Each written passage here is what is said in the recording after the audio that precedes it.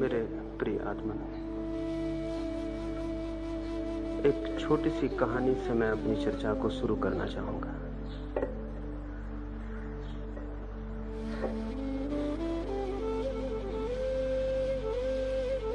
बहुत वर्षों पहले की बात है।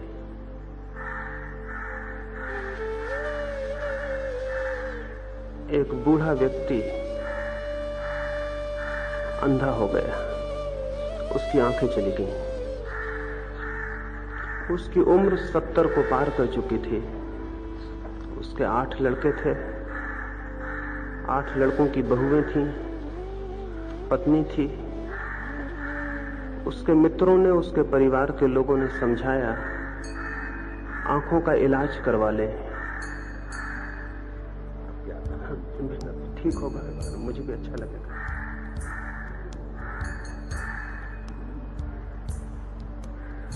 लेकिन उस बूढ़े आदमी ने कहा कि अब मेरी आंखों का उपयोग भी क्या,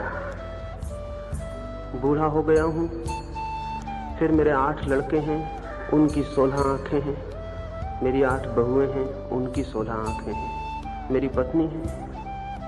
ऐसा मेरे घर में 34 आंखें हैं। क्या 34 आंखों से मेरा काम नहीं चल सकेगा? और मेरी 2 आंखें ना भी हुई तो फर्क क्या पड़ता है?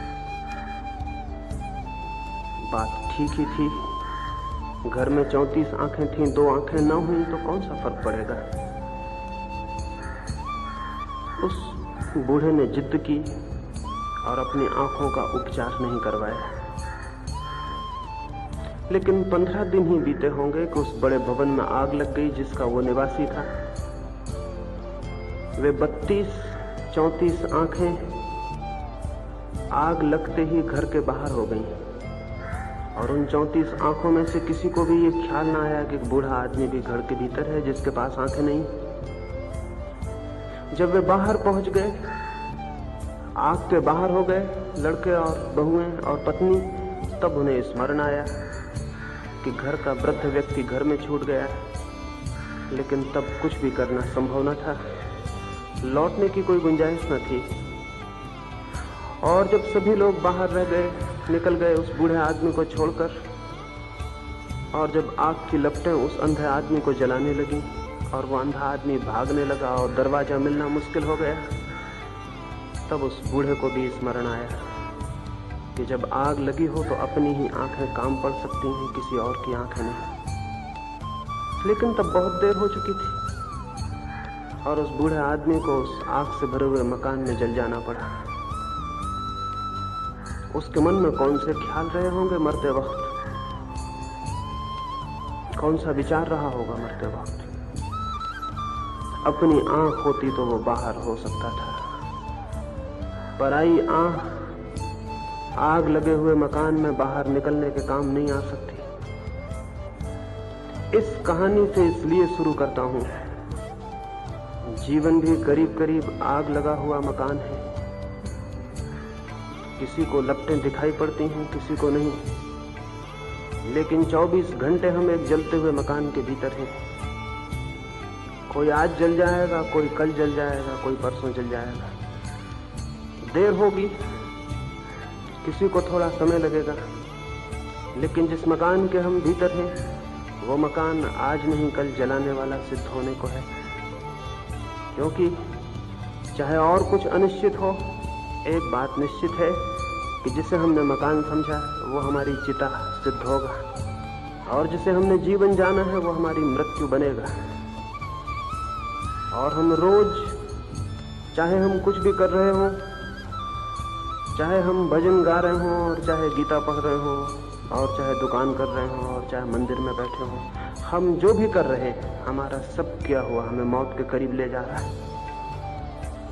हम जो भी कर रहे हैं, चाहे हम एक सिनेमा गृह में बैठे हों और चाहे एक मंदिर में बैठे हों, बीता हुआ सब समय हमें मौत के करीब पहुंचा रहा है। इससे कोई भेद नहीं पड़ता है कि आप क्या कर रहे हैं। एक बात तय है, आप कुछ भी कर रहे हो, आपका सब करना मृत्यु के निकट ले जा रहा है। मकान जल रहा है और आज नहीं कल आप उसके साथ जलेंगे। क्या इस जीवन के जलते हुए मकान में किसी दूसरे की आंखें आपके काम आ सकती हैं, चाहे वे आंखें राम की हों, चाहे कृष्ण की, और चाहे मोहम्मद की हों, और चाहे क्राइस्ट की, चाहे महावीर की। वे आंखें अगर आपकी नहीं हैं तो आप स्मरण रखिए, वे आपके काम नहीं आ सकती। किसी दूसरे की आंख किसी दूसरे के काम नहीं आ सकती। ये असंभव है कि किसी दूसरे के काम आ जाए। इससे बड़ी और कोई असंभावना, इससे बड़ी कोई इम्पॉसिबिलिटी नहीं है कि मैं आपकी आंखों से देख लूं, कि आपकी आंखों से चल लूं, लेकिन सत्य की खोज में, जीवन की खोज में हम दूसरों की उधार आंखों से चलना चाहते हैं। हमारा जितना ज्ञान है वो सब उधार बारूद। हमारी जितनी समझ है वो हमारी नहीं, किसी और की। अज्ञान हमारा है, ज्ञान दूसरों का। दूसरों के ज्ञान से हमारा अज्ञान नहीं मिटेगा। चलना हमें है, आंखें दूसरों की। रास्ता हमारा है, मकान हमारा है जिसमें आग लगी है और हम गिरे हैं। मैं घिरा हूं और आंखें आपकी हैं।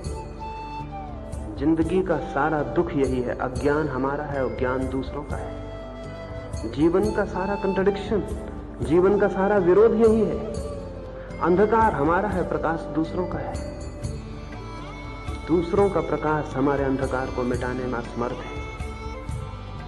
इसका यह अर्थ नहीं है कि मैं दूसरों के द्वारा दिए गए प्रकाश का अपमान कर रहा हूं, नहीं। मैं तो केवल एक तथ्य की बात यह कह रहा हूं कि दूसरों का प्रकाश केवल दूसरों का प्रकाश है, आपका नहीं। अंधकार आपका है, अज्ञान आपका है। इस अज्ञान को, इस अंधकार को मिटाने का एक ही उपाय है कि किसी भांति आपकी अपनी आंख खुल सके और आपका अपना ज्ञान पैदा हो सके। अन्यथा जीवन में तो शायद पता नहीं चलेगा, लेकिन मृत्यु के क्षण में ज्ञात होगा कि कोई ज्ञान काम नहीं आया। जैसे उस बूढ़े आदमी को जब आग लग गई घर में, तब पता चला कि दूसरों की आंखें सहयोगी सिद्ध नहीं हुई। वैसे ही मृत्यु के क्षण में सभी को ज्ञात होता है कि सभी शास्त्र, सभी ज्ञान, वो सब जो सीख लिया था, जो अपना नहीं था, वो काम नहीं पड़ता है, वो कभी काम नहीं पड़ा है। वो हमारे मरने के पहले ही व्यर्थ हो जाता है, वो व्यर्थ था ही। सच ये है कि जीवन की अनुभूतियां जब तक अनुभव न की जाएं, तब तक उस संबंध में हम जो भी जानते हैं वो न जानने से भी बदतर है। अज्ञान बेहतर है दूसरों के ज्ञान से। क्यों? अज्ञान इसलिए बेहतर है कि अगर कोई अपने अज्ञान को ठीक से जाने तो वो अज्ञान ही इतनी पीड़ा से भर देगा कि ज्ञान की खोज पैदा हो जाएगी। अगर कोई अपने अज्ञान से परिचित हो जाए तो वो वैसे ही है जैसे कोई अपनी बीमारी से परिचित हो जाए। जो अपनी बीमारी से परिचित हो जाता है वो स्वास्थ्य की दिशा में खोज शुरू कर देता है। लेकिन जिस आदमी को यही पता ना हो कि वो बीमार है, उसकी स्वास्थ्य की खोज भी प्रारंभ नहीं होती। और जिसने अपनी बीमारी को छिपा लिया हो वो तो आत्मघाती है, क्योंकि छिपी हुई बीमारी धीरे धीरे बढ़ती है और प्राणों तक फैल जाती है। और हम इस भ्रम में होते हैं कि बीमारी नहीं है। दूसरों के ज्ञान से हमारा अज्ञान छिप जाता है, मिटता नहीं। और छिपा हुआ अज्ञान खतरनाक है। खतरनाक इसलिए है कि छिपा हुआ अज्ञान प्राणों में फैलता चला जाता है। ऊपर से शास्त्र कंठस्थ हो जाते हैं, गीता, कुरान और बाइबल याद हो जाते हैं, और सुंदर सुंदर वचन और सुंदर सुंदर सिद्धांत हमारी स्मृति में घर कर लेते हैं और हम उन्हीं को दोहराने लगते हैं। ये सारी लर्निंग, ये सारा सिखावत, ये सारी सब झूठी बातें हैं, क्योंकि हमारे प्राणों में गहन अज्ञान होता है, जिसे हम दूसरे के ज्ञान से ढक लेते हैं और छिपा लेते हैं, लेकिन मिटा नहीं पाते। कोई मिटा नहीं सकता है इस भांति। और तब बुद्धि ज्ञान से भर जाती है और आत्मा अज्ञान में डूबी रहती है। हमारे पंडित का क्या, हमारे सारे पांडित्य का, हमारे सारी समझ का, हमारी सारी जानकारी का और क्या प्रयोजन हुआ है? सिर्फ एक ही बात हुई है, हम अपने अज्ञान को छिपाने में समर्थ हो जाते हैं। और ये सर्वाधिक दुखद स्थिति है जिसमें मनुष्य पड़ सकता है। इसलिए आज की सुबह मैं प्रार्थना करूंगा, ज्ञान से मुक्त हो जाएं अगर सच में ज्ञान पाना हो। जो ज्ञान से मुक्त नहीं होता वो कभी ज्ञान को उपलब्ध नहीं होगा। दूसरों की आंखों से मुक्त हो जाएं अगर अपनी आंख खोजनी हो। दूसरों की आंख का सहारा छोड़ दें अगर तलाश करनी हो इस बात की कि क्या मेरे पास भी कोई आंख है जो खोली जा सके। क्योंकि जो दूसरों का सहारा पकड़ लेता है वो फिर अपना सहारा खो देता है। और जो दूसरों का हाथ पकड़ के चलने लगता है उसे ये ख्याल ही भूल जाता है कि मैं भी चल सकता था अपने पैरों से। और जो निर्भर हो जाता है दूसरों के ज्ञान पर, वो धीरे धीरे ये भूल ही जाता है कि अपना ज्ञान, अपनी अनुभूति जैसी भी कोई घटना हो सकती थी, ये स्मृति ही उसे भूल जाती है। और जीवन का एक सरल सा सूत्र है, हम जीवन की जिस ऊर्जा और शक्ति का उपयोग करना बंद कर देते हैं, तो वो शक्ति अगर जागती भी हो तो सो जाती है। अगर कोई आदमी 2-4 वर्ष तक अपनी आंखें बंद करके बैठ जाए और देखने का उपयोग न ले आंखों से, तो भली आंखें भी धीरे धीरे मंदी पड़ जाएंगी, फीकी पड़ जाएंगी और समाप्त हो जाएंगी। कोई अपने पैरों को बांध ले और 2-4 वर्ष तक चलने का उपयोग न ले, तो चलते हुए स्वस्थ पैर भी मुर्दा और जड़ हो जाएंगे, पंगु हो जाएंगे और चलना बंद कर देंगे। लेकिन आत्मा के संबंध में हम सब अपनी आत्माओं को पंगु किए बैठे हैं। विवेक और विचार के संबंध में हम सब अपनी आंखें बंद किए बैठे हैं। और अगर इसका परिणाम ये हुआ हो कि हमारा विवेक नहीं जागता और हमारी आत्मा में स्फुरना नहीं होती प्रकाश की, इसमें कौन कसूरवार, कौन दोषी है? हम इसलिए दोषी हैं और हमने विश्वास कर लिया है कि कहीं और से ज्ञान उपलब्ध हो जाएगा। ये कहीं और से ज्ञान उपलब्ध हो जाएगा, किसी और से, किसी तीर्थंकर से, किसी पैगंबर से, किसी ईश्वर के पुत्र से ज्ञान उपलब्ध हो जाएगा, किसी गुरु से ज्ञान उपलब्ध हो जाएगा, किसी और से ज्ञान उपलब्ध हो जाएगा। ये धारणा जिसकी है उसे कभी ज्ञान उपलब्ध नहीं हो सकेगा, क्योंकि ज्ञान है उसके भीतर सोई हुई क्षमता। ज्ञान कोई संपत्ति नहीं है कि मैं कहीं जाऊं और खोज लाऊं। ज्ञान कोई बाहरी वस्तु नहीं है कि मैं जाऊं और खरीद लाऊं, किसी से मांग लूं या चुरा लूं। ज्ञान है मेरे प्राणों का सोया हुआ संगीत। ज्ञान है मेरे प्राणों की सोई हुई क्षमता। उसे मैं जगाऊं तो वो जाग सकती है। लेकिन जब तक मैं बाहर से ज्ञान को इकट्ठा करने में विश्वास करूंगा, तब तक मैं ज्ञान के नाम पर सूचनाएं इकट्ठी कर लूंगा, नॉलेज के नाम पर इंफॉर्मेशन इकट्ठी कर लूंगा और उन सूचनाओं को समझ लूंगा कि ये ज्ञान हो गया। और जिसने सूचनाओं को ज्ञान समझ लिया, उसके जीवन में ज्ञान के द्वार बंद हो जाते हैं। मैं अगर आपसे पूछूं, अब भी चर्चा शुरू होने के पहले किसी मित्र ने कहा कि थोड़ी देर हम भगवान का नाम ही ले लें, कितनी आश्चर्य की बात है। भगवान का नाम है जो आप ले लेंगे, और भगवान का नाम आपको पता कैसे चल गया? किसने आपको बता दिया भगवान का नाम? भगवान का कोई नाम है, या कि सब नाम हमने भगवान के कल्पित कर लिए? और हमें भगवान का नाम भी पता है और अपना नाम पता भी नहीं होगा। अगर हम किसी से पूछें कि तुम्हें अपना पता है, तो उसे अपने नाम का भी पता नहीं होगा कि वो क्या है, कहां से है, कौन है। लेकिन हम कहेंगे कि हमें भगवान का नाम पता है। और भगवान का कोई नाम हो सकता है, लेकिन हम भगवान का नाम आधा घंटा ले सकते हैं और इस भ्रम में रह सकते हैं कि हमने भगवान का स्मरण किया।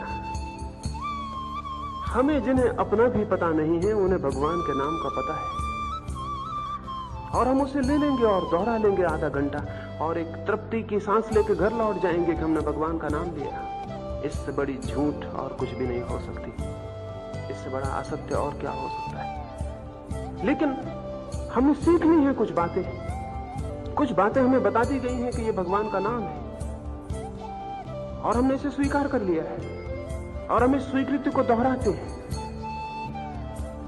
और तब इसका एक ही परिणाम होता है, वो ये कि भगवान को बिना जाने जानने का भ्रम पैदा हो जाता है। बिना जाने जानने का भ्रम पैदा हो जाता है। कहीं भी हमें कोई भीतर से संबंध भगवान से पैदा नहीं हो पाता, लेकिन कुछ शब्द, कुछ सिद्धांत, कुछ नाम जो चारों तरफ हवा से हम सीख लेते हैं, उनसे हमें प्रतीत होता है हमने भगवान को जाना।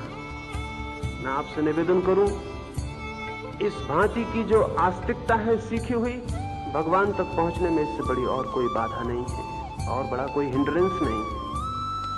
इसलिए तथाकथित आस्तिक शायद ही कभी भगवान को जान पाता हो, शायद ही, क्योंकि खोजने के पहले उसने मान लिया, जानने के पहले उसने जान लिया, पहचानने के पहले उसने पहचान बना ली, जो कि बिल्कुल झूठी होगी, जो कि बिल्कुल असत्य होगी।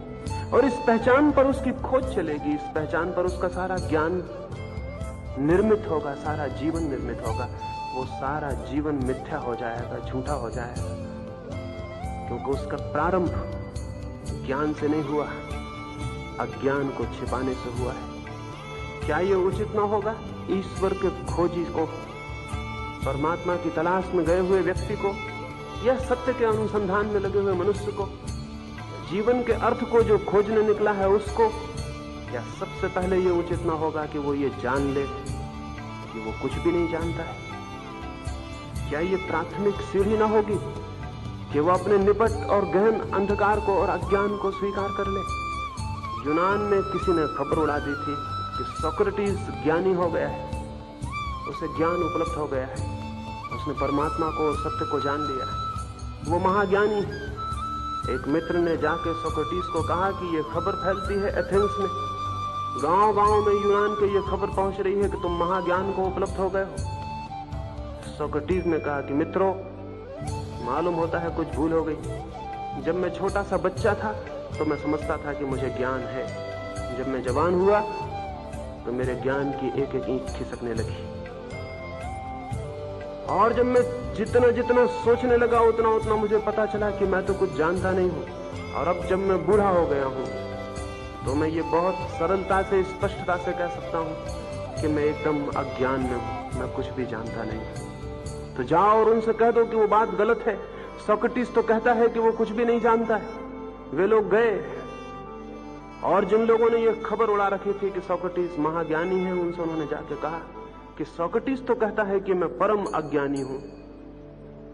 तो उन लोगों ने कहा इसीलिए तो हम कहते हैं कि उसे ज्ञान उपलब्ध हो गया है, क्योंकि ज्ञान को उपलब्ध करने की पहली शर्त यही है कि हम अपने अज्ञान को परिपूर्णतया में स्वीकार कर लें और जान लें, उसे छिपाएं ना, उसे ढांके ना, उसे वस्त्रों से ओढ़ के आंखों से ओझल ना करें। ये जो हमारी आस्तिकता है, हमारा ज्ञान है, हमारी जानकारी है, ये सब की सब हमारे अज्ञान को मिटाने में समर्थ नहीं है, सिर्फ ढांकने में समर्थ है। और ढका हुआ अज्ञान खतरनाक है, और उस ढके हुए अज्ञान को और उस अज्ञान से निकली हुई व्याख्याएं और भी खतरनाक हो जाती हैं। रामकृष्ण कहते थे, एक आदमी बचपन का अंधा था, वो अपने एक मित्र के घर मेहमान हुआ। मित्र ने बहुत बहुत मिठाइयां बनाई उसके स्वागत में। उसने किन्हीं मिठाइयों के संबंध में पूछा कि ये कैसे बनी है। मुझे बहुत अच्छी लगी, उस अंधे ने पूछा। तो मित्र ने कहा कि ये दूध से बनी है। उस अंधे ने पूछा कि क्या मैं जानना चाहूं तो जान सकता हूं कि दूध कैसा होता है? क्या मुझे समझाओगे? क्या मुझे थोड़ा ज्ञान दोगे इस संबंध में कि दूध कैसा होता है? अंधे का पूछना तो उचित था, स्वाभाविक था। उसके मन में ख्याल उठा होगा कि जानूं कि दूध कैसा है। ये जिज्ञासा सबके भीतर है कि हम जाने। जानने की जिज्ञासा सबके भीतर है, उसके भीतर भी थी। उसका प्रश्न तो उचित था, लेकिन मित्र ना समझ रहा होगा। मित्र समझाने बैठ गए परिवार के लोग कि दूध कैसा है। तो उस मित्र ने कहा कि दूध, बगुला देखा है? बगुले के जैसा सफेद शुभ्र, जैसे बगुले के पंख होते हैं ऐसा सफेद दूध होता है। उस मित्र ने कहा कि दूध की बात तो वहीं रही, अब पहले मुझे ये बताओ ये बगुला क्या है और कैसा होता है, क्योंकि मैंने तो कभी बगुला देखा नहीं, मैं तो कभी जानता नहीं ये शुभ्र क्या है, सफेद क्या है। मेरा पहला प्रश्न तो अपनी जगह रहा, मुझे दूसरे प्रश्न का पहले उत्तर दो। मित्र ना समझ रहे होंगे, अब भी उनको ख्याल नहीं आया कि वो क्या कर रहे हैं। मित्र की पत्नी ने अपना हाथ ऊपर उठाया और उस अंधे आदमी को कहा, मेरे हाथ पर हाथ फेरो। जैसा मेरा हाथ लंबा है ऐसे ही बगुले की गर्दन होती है, जैसा मेरा हाथ झुका है ऐसा ही उसका सिर झुका होता है। उस अंधे आदमी ने उसकी पत्नी के हाथ पर हाथ फेरा और फेर के वो खुशी से भर गया और उसने कहा कि मैं समझ गया दूध कैसा होता है, मैं समझ गया, मुड़े हुए हाथ की भांति दूध होता है, मैं समझ गया। तब वो मित्र बहुत परेशान हुए। इससे तो बेहतर था कि ये अंधा आदमी जानता कि मैं नहीं जानता हूं कि दूध कैसा होता है। ये इसका जानना तो बहुत खतरनाक हो गया। उसने कहा कि मुड़े हुए हाथ की भांति दूध होता है, मैं समझ गया, मैं बिल्कुल समझ गया। वो उसे रोकने लगे कि तुम ठहरो समझने में, थोड़ा रुको, इतनी जल्दी मत करो। पर उसने कहा कि नहीं, मैं समझ गया, अब और क्या है समझने में। दूध बगुले की भांत होता है, बगुला मुड़े हुए हाथ की भांत होता है, मतलब गणित सीधा है, दूध मुड़े हुए हाथ की भांत होता है। ये जिस अंधे आदमी को जो दूध का ज्ञान हुआ, परमात्मा का सारा हमारा ज्ञान ऐसा ही है, मुड़े हुए हाथ की भांति। हम परमात्मा को नहीं जानते। अंधा आदमी दूध को नहीं जानता है। मित्र समझाते हैं कि दूध कैसा होता है, पंडित हमें समझाते हैं कि परमात्मा कैसा होता है। न तो मित्र अंधे आदमी से कहता है कि मैं न समझाऊंगा, समझाना व्यर्थ है, समझाया नहीं जा सकता। आंख हो तो समझा जा सकता है, अन्यथा नहीं समझाया जा सकता। मित्र ये नहीं कहता है, पंडित भी ये नहीं कहता है कि आंख हो तो समझा जा सकता है। मित्र भी समझाता है, पंडित भी समझाता है, और हम समझ लेते हैं। और तब हमारी समझ इस तरह की होती है, हिंदू एक तरह का भगवान बनाता है, मुसलमान दूसरे तरह का भगवान बनाता है, क्रिश्चियन तीस तरह का भगवान बनाता है। दुनिया में न मालूम कितने तरह के भगवान पैदा हो जाते हैं, क्योंकि हर एक अंधा आदमी अपने अंधेपन में कोई कल्पना करता है और उस कल्पना को समझ लेता है कि भगवान है। फिर इन कल्पनाओं पर झगड़े होते हैं, फिर इन कल्पनाओं पर हत्याएं होती। 3000 साल से धार्मिक आदमी एक दूसरे की हत्या कर रहे हैं, एक दूसरे का मंदिर तोड़ रहे हैं, किताबें जला रहे हैं, आग लगा रहे हैं। बड़ा पागलपन है। नास्तिकों ने इतना कुछ बुरा नहीं किया दुनिया में आज तक। नास्तिकों के ऊपर कोई बहुत बड़े अपराध नहीं है, न तो मकान में आग लगाने के, न लोगों की हत्या करने के, न स्त्रियों पर बलात्कार करने के, न मंदिर मूर्तियां तोड़ने के, न मस्जिदें जलाने के। नास्तिकों के ऊपर कोई अपराध नहीं है सारी दुनिया में। ये बड़ी हैरानी की बात है, आस्तिकों पर अपराध और नास्तिकों पर अपराध नहीं है। जरूर कुछ गड़बड़ हो गई है, जरूर कुछ गड़बड़ हो गई है। ये आस्तिक के साथ कुछ गड़बड़ है, और वो गड़बड़ ये है कि इसकी आस्तिकता झूठी है, बंद आंखों की आस्तिकता है। इसने कुछ धारणाएं बना ली और उन धारणाओं के इर्द गिर्द जीता है। दूसरों ने दूसरी बना ली है और अंधों की धारणाएं आपस में लड़ती हैं और कठिनाई खड़ी हो गई है। अन्यथा आंख खुली आस्तिकता का एक ही धर्म हो सकता है, 10 धर्म नहीं हो सकते। और आंख खुले मनुष्य का एक ही परमात्मा हो सकता है, 10 परमात्मा नहीं हो सकते। लेकिन हमारी जो ये स्थिति है, हमारे जो मंदिर और मस्जिद है, हमारा ये जो सारा का सारा दुनिया में आस्तिकों का उपद्रव है, ये कैसे खड़ा हो गया है? ये खड़ा हो गया है इस बात से कि ये ज्ञान, ये परमात्मा का बोध हमारे प्राणों से नहीं उपजा है, ये हमने सूचनाओं की तरह स्वीकार कर लिया है। और तब धर्म के अड्डे ही अधर्म के अड्डे हो जाएं तो आश्चर्य नहीं है। और तब सारी दुनिया में धर्म के प्रति विरोध पैदा हो और धर्म के प्रति अपमान पैदा हो, अनादर पैदा हो, अनास्था पैदा हो, तो भी कोई आश्चर्य नहीं है।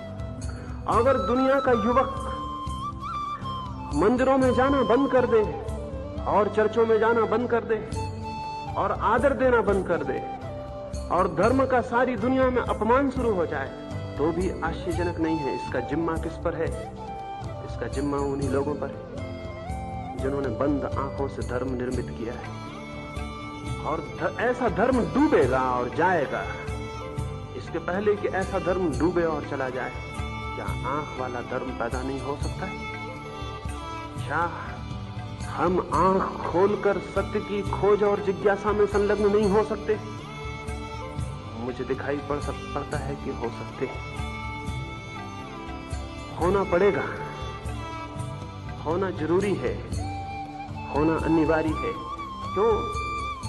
क्योंकि जो बंद आंख से जीवन को टटोलता है और जो धारणाएं बनाता है वे खतरनाक है, अधूरी है, घातक है, अज्ञान से भी ज्यादा घातक है। अज्ञान कैसे टूटे, एक रास्ता हम जानते हैं, अज्ञान कैसे ढके। और इसलिए एक आदमी बहुत से शास्त्र पढ़ ले और शास्त्रों की बातें करने लगे तो अज्ञान ढका हुआ मालूम पड़ने लगता है। सस्ता है ये रास्ता अज्ञान को ढांक लेने का, लेकिन ढका हुआ अज्ञान नष्ट नहीं होता है, वो और गहरे हमारे प्राणों में प्रविष्ट हो जाता है। इसलिए पंडित से ज्यादा अज्ञानी आदमी खोजना कठिन है। वो बहुत कुछ जानता हुआ मालूम पड़ता है और बिल्कुल भी नहीं जानता। शब्द हैं उसके पास, सिद्धांत हैं उसके पास, विवाद कर सकता है, विरोध कर सकता है, शास्त्रार्थ कर सकता है, हरा सकता है, जिता सकता है, लेकिन जहां तक जानने का संबंध है उसका दूर का भी संबंध नहीं। एक साधु के आश्रम में एक संध्या एक घूमता हुआ सन्यासी पहुंचा। वो सन्यासी खोज रहा था किसी गुरु को। उस आश्रम के बूढ़े गुरु के पास सोचा कुछ दिन रुकूं। कोई 15 दिन वहां रुका, लेकिन 15 दिन में उसे ऐसा लगा कि वो बूढ़ा गुरु कुछ बहुत जानता नहीं, कुछ थोड़ी सी बातें रोज रोज दोहराता है। ऊब पैदा हो गई। इतनी सी थोड़ी सी बातें थीं, उन्हीं को रोज रोज सुनने का क्या प्रयोजन था। एक दिन उसने सोचा कि और कहीं खोजूं और कहीं जाऊं। जिस रात आश्रम छोड़ने को था उसी रात एक और युवक सन्यासी उस आश्रम में पहुंचा। उस रात उस आश्रम के अंतेवासी इकट्ठे हुए और वो जो नया सन्यासी उसी संध्या पहुंचा था, उसने कुछ ऐसी वेदांत की बारीक और सूक्ष्म चर्चा की कि वे सभी आश्रम के अंतेवासी बहुत बहुत प्रभावित हुए। वो युवक जो उस दिन आश्रम छोड़ने को था, उसने भी सोचा कि गुरु हो तो ऐसा हो। कितनी बारीक, कितनी सूक्ष्म, एक एक शब्द की कितनी गहराइयां उस व्यक्ति ने प्रकट की थी। उस युवक के मन में लगा कि आज इस बूढ़े गुरु के मन में कितनी ईर्ष्या न जलती होगी, कितना मन ही मन में जलन नहीं होती होगी। ये तो कुछ भी नहीं जानता है और ये युवा सन्यासी जो आज आया है कितना जानता है। बात पूरी हुई, कोई 2 घंटे तक चर्चा चली। उस आगंतुक सन्यासी ने, जिसने ये सारी चर्चा की थी, 2 घंटे के बाद सिर उठा के देखा कि लोगों पर क्या प्रभाव पड़ा। उसने उस बूढ़े से पूछा कि आपको कैसा लगा मैंने जो कहा। उस बूढ़े ने जो कहा वो बहुत समझने जैसा है। उसने कहा कि मेरे मित्र, मैं 2 घंटे से सांस साधे हुए तुम्हें सुनता हूं कि तुम कुछ बोलो, लेकिन तुम तो कुछ बोलते ही नहीं। सन्यासी ने कहा, आप क्या कहते हैं? मैं कुछ बोलता नहीं तो कौन बोलता था 2 घंटे तक? आप पागल तो नहीं हैं? उस बूढ़े ने कहा, मैंने बहुत समझने की कोशिश की। तुम्हारे भीतर से उपनिषद बोलते हैं, गीता बोलती है, लेकिन तुम नहीं बोलते। इसलिए मैं कहता हूं कि 2 घंटे मैंने सुना, तुम तो बोलते नहीं। शास्त्र बोलते हैं, सिद्धांत बोलते हैं, शब्द बोलते हैं, तुम नहीं बोलते। ये 2 घंटे में तुमने जो भी कहा, इसमें से क्या तुम्हारा है, उसे मैं समझूंगा कि तुमने बोला। तुम मुझे दोहरा दो कि क्या तुम्हारा है, और अगर इसमें से कुछ भी तुम्हारा नहीं है तो मैं कैसे मानूं कि तुम बोले? तुम तो चुप रहे, कोई और तुम्हारे भीतर से बोलता चला गया। यही मैं आपसे पूछता हूं, यही मैं सबसे पूछता हूं कि क्या आपका है? परमात्मा को आप जानते हैं, जो सुबह रोज बैठ के उसका नाम ले लेते हैं? आत्मा को आप जानते हैं, जो आप दोहराते हैं कि भीतर आत्मा है जो अमर है? आप जानते हैं कि मृत्यु के बाद आप बचेंगे? आप जानते हैं कि जन्म के पहले आप थे? क्या आप जानते हैं? वो जो सामने पत्थर पड़ा है आपके घर के, उसको जानते हैं? वो जो पौधा निकला है आपके बगियान में, उसको जानते हैं? वो जो आकाश में बादल भटकते हैं, उनको जानते हैं? क्या जानते हैं? आप क्या जानते हैं? बहुत कुछ जानते होंगे आप, लेकिन वो जानना आपका जानना नहीं होगा। आपने कहीं से सीखा होगा, सुना होगा, कहीं से पढ़ा होगा। जो भी कहीं से सीखा है, सुना है, पढ़ा है, वो आपका जानना नहीं है। और जो आपका जानना नहीं है, वो आपकी मुक्ति नहीं बन सकता। जो आपका ज्ञान नहीं है, वो आपका प्रकाश नहीं बन सकता, वो आपकी आंख नहीं बन सकता। तो सबसे पहली बात तो इस बात को खोजने की है कि क्या मैं जानता हूं? मैं क्या जानता हूं? तो बहुत घबराहट होगी। पता चलेगा मैं तो कुछ भी नहीं जानता, कोई और जानता है, उसकी बातें मैं दोहराता हूं। क्या आप सोचते हैं ज्ञान उधार लिया जा सकता है? क्या आप सोचते हैं ज्ञान हस्तांतरित हो सकता है, एक हाथ से दूसरे हाथ में जा सकता है? नहीं, ज्ञान तो एक से हाथ से दूसरे हाथ में कभी नहीं जा सकता। ज्ञान कभी दोहराया नहीं जा सकता, किसी दूसरे को दिया नहीं जा सकता। तो फिर हम ये जो जानते हैं, ये क्या है? ये ज्ञान है? एक विचार भी आपका है, एक अनुभूति, एक अंतर्दृष्टि आपकी है, जो आप निपट सहज मन से जान सकें कि ये मैंने जाना। क्या ऐसा कोई जीवंत अनुभव है? अगर नहीं है, तब फिर ये ज्ञान जितना हम जानते हैं, ये क्या है? ये अज्ञान से भी ज्यादा खतरनाक है, क्योंकि ये ज्ञान नहीं है और ज्ञान होने का भ्रम पैदा कर देता है। ये इल्यूजरी है, ये मिथ्या है, ये झूठा है। ये ज्ञान नहीं है और ज्ञान होने का भ्रम पैदा कर देता है। और हम क्यों इसे स्वीकार कर लेते हैं? आलस्य के कारण स्वीकार कर लेते हैं। खुद ज्ञान खोजना हो तो श्रम करना पड़ेगा, शक्ति और साहस चाहिए, खोज की हिम्मत चाहिए, अनजान अपरिचित रास्तों पर चलने की हिम्मत चाहिए। अपरिचित सागर में नौका खोलने में जितनी हिम्मत चाहिए, उससे कहीं बहुत ज्यादा सत्य के अपरिचित सागर में यात्रा करने की हिम्मत चाहिए। लेकिन इस सबसे सस्ते में निपटारा हो जाता है। हम किताबें उठा लेते हैं और कुछ बातें सीख लेते हैं, और सीख के उन बातों को तोतों की भांति दोहराने लगते हैं, और उन दोहराई बातों से ज्ञानी होने का मजा मिलना शुरू हो जाता है। और दो चार लोग भी हमारे आसपास इकट्ठे हो सकते हैं जो हमको गुरु कहने लगे कि ये बहुत जानते हैं, इन्हें गीता पूरी कंठस्थ है, उपनिषद पूरे आते हैं। तो न केवल हम ज्ञानी बन जाते हैं, गुरु बन जाते हैं, दो चार और शिष्य भी इकट्ठे आसपास हो जाते हैं, और एक अजीब, एक नासमझी का अजीब क्रम दुनिया में चलना शुरू होता है। और ये चल रहा है हजारों वर्ष से। बहुत थोड़े से लोगों को ज्ञान उपलब्ध हुआ है। उसका कारण ये नहीं है कि ज्ञान उपलब्ध होना कोई बहुत दुरूह और कठिन बात है। उसका कारण केवल इतना है कि हम सब्स्टिट्यूट नॉलेज से तृप्त हो जाते हैं, पूरक ज्ञान से तृप्त हो जाते हैं। कोई आदमी पानी की खोज में जाए और रास्ते में नकली पानी मिल जाए, कोई आदमी फूल की खोज में जाए और रास्ते में कागज के फूल मिल जाए और खरीद के घर आ जाए। ऐसे हमने कागजी ज्ञान को इकट्ठा कर लिया है, फूल सजा लिए हैं, फूलों से तृप्त होकर बैठ गए हैं, इसलिए ज्ञान उत्पन्न नहीं होता। अज्ञान बाधा नहीं है ज्ञान के आने में, स्मरण रखिए। उधार ज्ञान बाधा है, क्योंकि जो उधार ज्ञान को पकड़ लेता है, उसकी ज्ञान की खोज बंद हो जाती है। फिर उसे छोड़ने में भी डर लगता है। छोड़ने में इसलिए डर लगता है कि उधार ज्ञान हमारे अहंकार की तृप्ति करने लगता है, लगने लगता है मैं कुछ हूं, क्योंकि मैं जानता हूं, मैं ईश्वर को जानता हूं, मैं आत्मा को जानता हूं, मैं कुछ हूं, मैं ज्ञानी हूं। ये अहंकार की तृप्ति होने लगती।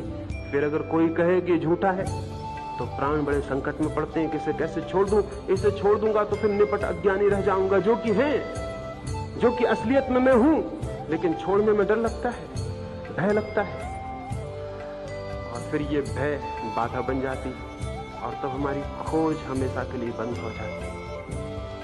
ज्ञान का किनारा छोड़ना पड़ता है, दूसरों के ज्ञान का किनारा छोड़ना पड़ता है जिसे अपने ज्ञान की खोज में जाना हो। एक छोटी सी कहानी कहूं। एक रात कुछ मित्र एक मधुशाला में गए और उन्होंने शराब पी ली। पूर्णिमा की रात थी। फिर वे बाहर निकले, उन्होंने आकाश की तरफ देखा, नशे में भरे हुए थे। रात तो वैसे ही बहुत सुंदर थी, नशे में और भी सुंदर दिखाई पड़ने लगी। और उन सब ने सोचा कि चलो नदी के किनारे चलें और नौका पर यात्रा करें। वे नदी के किनारे गए, उन्होंने एक नौका पर सवारी की, पतवारें उठाई और यात्रा शुरू कर दी। कोई आधी रात होगी। फिर सुबह की ठंडी हवाएं चलने लगी, तब उनका होश थोड़ा वापस लौटा। ठंडी हवाओं के झोंकों ने नशा कुछ कम किया। तो उनमें से एक ने कहा कि मित्रों, न मालूम हम कितनी दूर निकल आए होंगे, अब सुबह होने के करीब है, वापस लौट चलें। किस दिशा में चले आए हैं ये भी पता नहीं, कितनी दूर निकल आए हैं ये भी पता नहीं। एक आदमी नीचे उतर के देखे कि हम कहाँ हैं। एक व्यक्ति नीचे उतरा और उसने कहा कि तुम बिल्कुल मत घबराओ, हम वहीं हैं जहां हम रात थे। वो नौका वहीं खड़ी थी, वो जंजीर खोलना भूल गए थे, वो किनारे से बंधी थी। रात भर उन्होंने पतवार चलाई, रात भर, और ये सोचते रहे कि कहीं पहुंच गए होंगे दूर। लेकिन सुबह उन्होंने वहीं पाया जहां वो थे। एक बुनियादी बात भूल गए, नाव पर बैठे ये भी ठीक था, पतवार उठाई ये भी ठीक था, पतवार चलाई ये भी ठीक था, लेकिन सबसे पहले जरूरी था कि नौका कहीं बंधी तो नहीं है। अगर नौका बंधी है तो सब व्यर्थ हो जाएगा।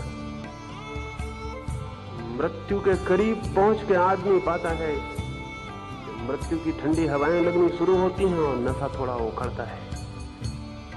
तब पता चलता है, उतर के तो देख लें कि कहीं पहुंचे या नहीं। और अधिक लोग वहीं पाते हैं जहां जन्म के साथ उन्होंने पाया था। नौका वहीं खड़ी रह जाती है, क्योंकि जंजीर खोलना हमने कभी ख्याल में नहीं रहा कि जंजीर भी खोलनी जरूरी थी।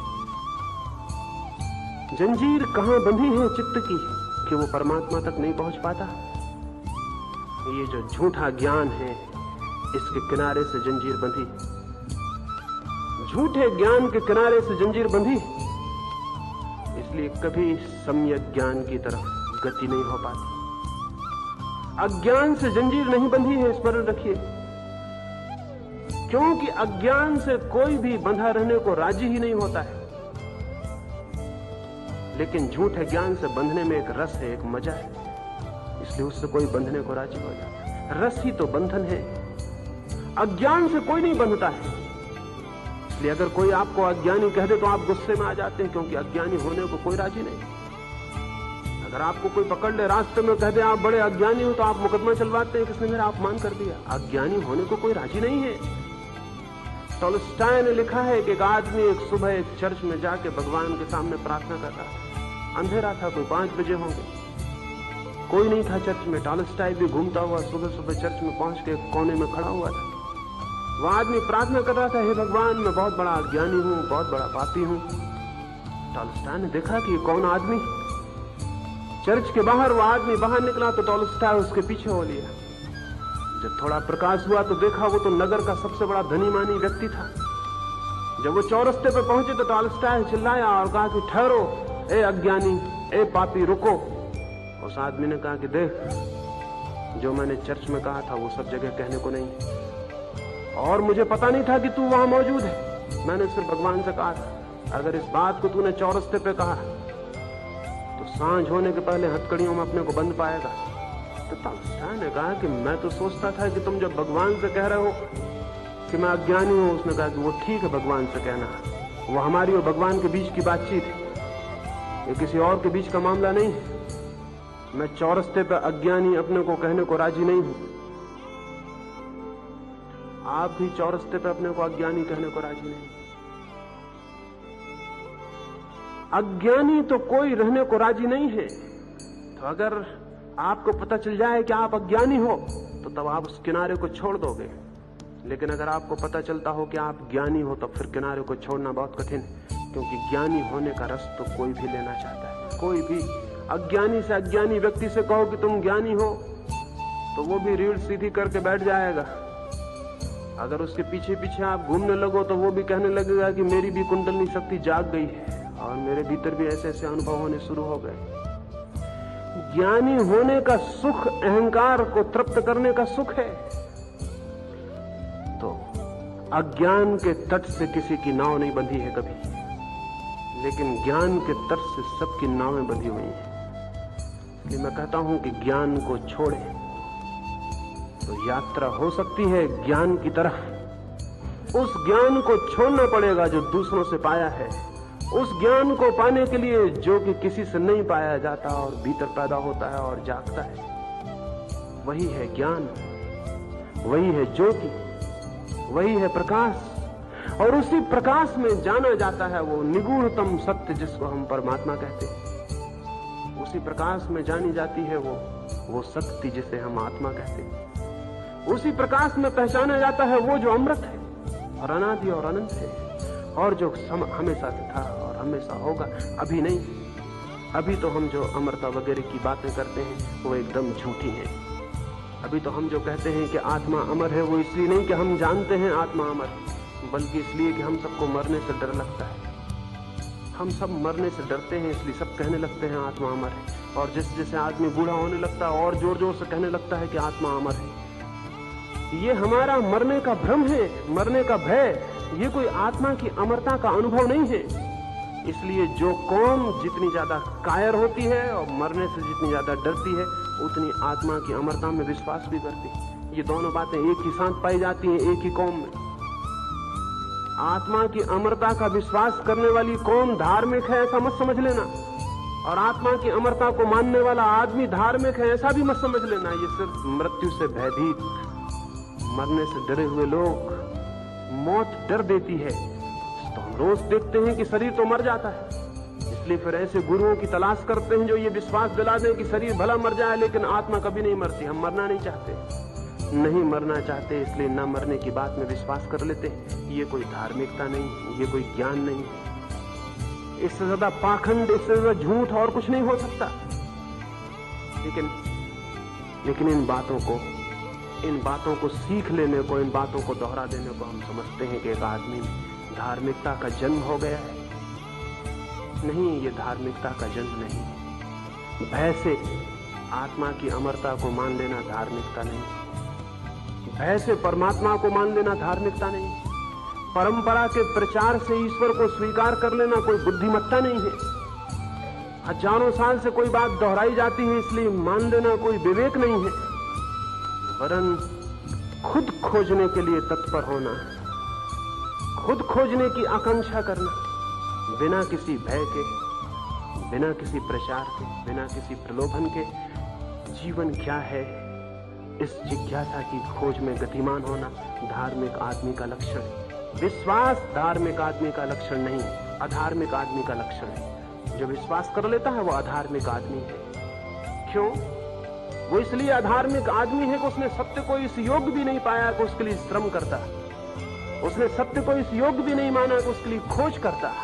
उसने सत्य को एक फिजूल चीज मानी जिसको किसी ने भी कह दिया और उसने मान लिया। वो 2 पैसे की हंडी बाजार में खरीदने जाता है तो ठोक बजा के लेता है, लेकिन सत्य को उसने 2 पैसे की हंडी से भी कम मूल्य का समझा, बिना ठोके बजाय स्वीकार कर लिया। मेरे पिता कहते हैं इसलिए मान लिया, पिता के पिता कहते हैं इसलिए मान लिया, राम कहते हैं, कृष्ण कहते हैं इसलिए मान लिया। अभी राम भी आके कहें कि ये हंडी बिल्कुल मजबूत है, खरीद लो, मत ठोको, तो भी वो शक करता है, हंडी ठोक के लेगा। जरा राम इधर को बचकेंगे कि वो हंडी को बजा के देख लेगा कि है भी ठीक कि नहीं। 2 पैसे का मूल्य भी उसके लिए ज्यादा है, सत्य का मूल्य उससे ज्यादा नहीं है। असल में जिन चीजों का हमारे मन में कोई मूल्य नहीं होता उनको हम दूसरों से स्वीकार कर लेते हैं, और जिन चीजों का मूल्य होता है उनको हम खुद खोजते हैं, अपने प्राणों को लगाते हैं और उसी वक्त स्वीकार करते हैं जब हम जानते हैं।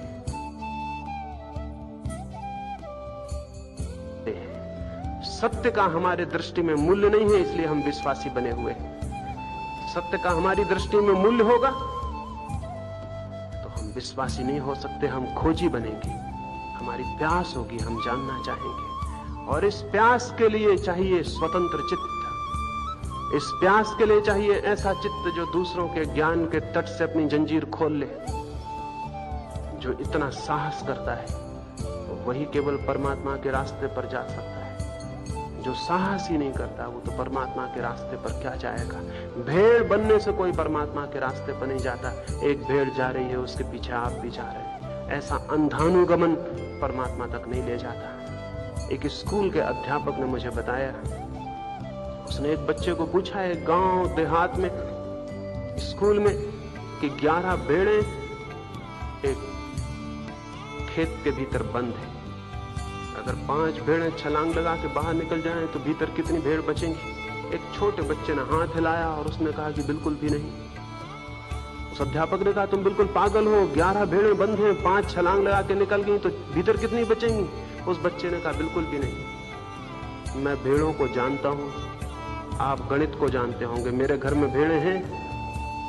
उस बच्चे ने कहा मेरे घर में भेड़ें हैं, आप गणित को जानते होंगे, गणित हो सकता है मुझे पता भी ना हो, लेकिन भेड़ें मुझे पता है।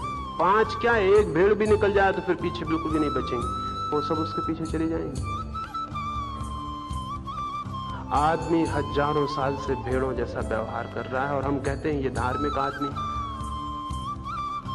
एक भेड़ जाती है, उसके पीछे दूसरी भेड़ जाती है, उसके पीछे तीसरी भेड़ जाती है, और ये हजारों साल से चल रहा है और हम कहते हैं ये धार्मिक आदमी है। मैं तो कहता हूं ये आदमी ही नहीं है, धार्मिक आदमी होना तो बड़ी दूर की बात है। रिलीजियस माइंड, धार्मिक आदमी जैसी सुंदर तो कोई चीज होती नहीं, धार्मिक आदमी जैसी महत्वपूर्ण तो कोई बात होती नहीं। धार्मिक आदमी तो जीवन का फूल है। ये धार्मिक आदमी नहीं है जो भेड़ों की भांति व्यवहार कर रहे हैं। धार्मिक आदमी का तो पहला तत्व है कि वो स्वतंत्र होगा, खुद खोजेगा, वो अंधानुकरण नहीं करेगा, वो किसी के पीछे फॉलो नहीं करेगा, वो किसी का अनुयायी नहीं होगा। अपने और परमात्मा के बीच वो किसी को लेने को राजी नहीं होगा, वो कोई मध्यस्थ स्वीकार नहीं करेगा। वो तो अपने पूरे प्राणों को लेकर, अपने पूरे विवेक को जगाकर, अपने पूरी विचार की शक्ति को उठाकर, अपने सारी शक्तियों को एकजुट इकट्ठा करके खोज में संलग्न होगा। और जिस दिन जान लेगा उसी दिन कहेगा कि मैंने जाना, और जब तक नहीं जानेगा वो विनम्रता से कहेगा कि मैं नहीं जानता हूं, मुझे अभी कुछ भी पता नहीं है। ये तो धार्मिक आदमी का पहला लक्षण होगा, स्वतंत्रता। चित्त सब भांति पराये विचारों, पराये ज्ञान से स्वतंत्र होना चाहिए। जो स्वतंत्र नहीं है वो सत्य को कभी नहीं पा सकेगा। स्वतंत्रता की पहली शर्त, सत्य की पहली शर्त स्वतंत्रता है। चित्त स्वतंत्र होना चाहिए। ये आज सुबह में पहली भूमिका आपसे कहा हूं, स्वतंत्रता। विचार की, विवेक की, आत्मा की, सब भांति स्वतंत्रता। उसे कहीं बांधे ना, उसे कहीं झूठे ज्ञान से अटकाए ना। कल सुबह दूसरे सूत्र की आपसे बात करूंगा, सरलता, और परसों सुबह तीसरे सूत्र की बात करूंगा, शून्यता। स्वतंत्रता, सरलता और शून्यता, इन 3 सीढ़ियों पर जो खड़े होने को राजी हो जाता है उसे सत्य को खोजने कहीं जाना नहीं पड़ता। सत्य उसे खोजते हुए उसके द्वार पर आ जाता है। जो इन 3 भूमिकाओं को पूरा करता है उसे परमात्मा को खोजने कहीं जाना नहीं पड़ता। वो पाता है कि परमात्मा उसके द्वार पर ही आ गया है। 2 सीढ़ियों की कल और परसों में चर्चा करूंगा, और संध्या सुबह में जो बोलूंगा इस संबंध में आपके जो प्रश्न होंगे वो लिखित पहुंचा देंगे, तो सांझ को आपके प्रश्नों के उत्तर दूंगा। जैसे आज स्वतंत्रता पर बोला हूं, इस संबंध में जो भी हो वो सांझ को आप पूछेंगे। क्यों? क्योंकि मेरी समझ में जब मैं ये कह रहा हूं कि किसी के विचार को स्वीकार न करें, तो स्मरण रखें मेरे विचार को भी स्वीकार नहीं कर लेना है। अन्यथा मैं भी पराया हूं, मैं भी आपसे अलग हूं, मैं भी दूसरा हूं। मैं जो बात कहूं उसे आप स्वीकार कर लें, वो भी खतरनाक है, वो भी मिथ्या ज्ञान है। तो मेरी बात को सोचें, विचारें, प्रश्न पूछें। ये एक शुभ बात नहीं है कि मैं यहां बोलूं और आप सुने। पूछें, सोचें, विचारें। तो सांझ को मैं आपके प्रश्नों के उत्तर देने की कोशिश करूंगा। जो भी आप पूछें, जो भी आपके ख्याल में आए, आपके विरोध में आए कि ये गलत है, तो मुझे कहें कि ये गलत है। शंका उठाएं, संदेह उठाएं, क्योंकि जो सोचता है संदेह उठाता है, खोजता है, वो एक दिन जरूर पहुंच जाता है। लेकिन जो संदेह नहीं करता, खोजता नहीं, पूछता नहीं, सोचता नहीं, जिज्ञासा नहीं उठाता, वो वहीं पड़ा रह जाता है जहां था। तो सांझ को मैं आपके प्रश्नों के उत्तर दूंगा और सुबह इन 3 तत्वों पर चर्चा करूंगा। एक प्रार्थना अंत में आने वाले 3 दिनों के लिए दोहरा दूं, मैं कोई गुरु नहीं हूं, क्योंकि मैं मानता हूं कोई अच्छा आदमी किसी का गुरु होने को कभी राजी नहीं होगा। ये बुरे आदमी का लक्षण है कि वो किसी का गुरु होना चाहे। ये अहंकार की ही खोज है। और चूंकि मैं गुरु नहीं हूं, इसलिए मेरी किसी भी बात को मानने को आप बाध्य नहीं हैं। अगर मानते हैं तो गलती करते हैं। मेरा निवेदन किसी बात को मानने के लिए नहीं है, सोचने और विचारने के लिए है। और अगर सोचने और विचारने से और सब भांति के संदेह करने पर और सब भांति के प्रश्न उठाने पर भी कोई बात आपको ठीक मालूम पड़े, तो फिर वो मेरी नहीं रह जाती, आपकी हो जाती। फिर उससे मेरा कोई संबंध नहीं रह जाता, क्योंकि आपने खोजा, विचारा, सोचा, परखा, जांचा, इतनी कोशिश की, मेहनत की, और फिर आपको कोई बात ठीक लगी, वो आपकी हो गई। उससे फिर मेरा कोई संबंध नहीं, वो फिर आपका अपना विचार हो गया। इसलिए मेरे विचार को स्वीकार करने की कोई भी जरूरत नहीं है। उसके लिए निवेदन कर दूं इतना ही कि उस पर सोचें, विचारें, खोजें। थोड़ी हमारे मन में चिंतना पैदा हो, थोड़ा मनन पैदा हो। हजारों साल से हम जड़ बुद्धियों की तरह बैठे हैं जमीन पर, दोहरा रहे हैं, पुनरुक्त कर रहे हैं पुराने को, लेकिन खोज के हमारे सब दिशाएं बंद हो गई हैं। भारत की मनीषा हजारों वर्ष से पुनरुक्ति करने वाली हो गई है, सृजनात्मक नहीं रही। उससे कुछ क्रिएटिव, कुछ नष्ट हो गया है, बस रिपीटेटिव हो गई है, दोहराती दोहराती।